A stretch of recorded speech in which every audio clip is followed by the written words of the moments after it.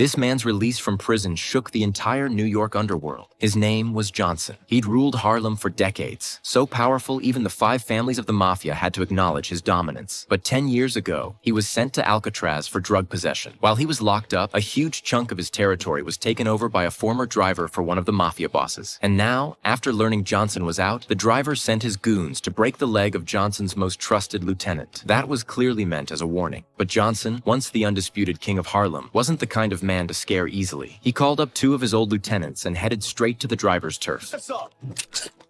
You set up? Move, motherfucker. Move. Move. Move. What the fuck you looking at? After his crew dealt with the lookouts outside, Johnson stormed the place alone. It was a small drug lab. Under threat, the driver finally showed himself. But instead of backing down, he provoked Johnson even more. He wanted to make it clear. Times had changed. Johnson was just an old relic who should have stayed retired. Johnson's response? He pulled out a shotgun. I have it.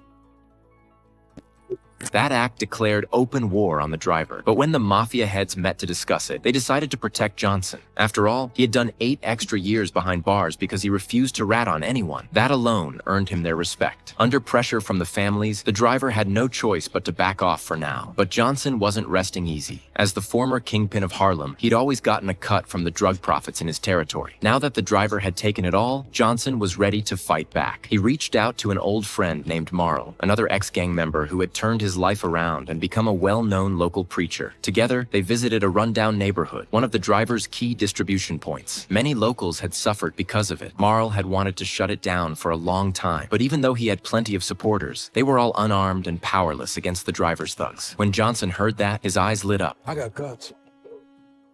I got soldiers. Business is business, can't leave no witness.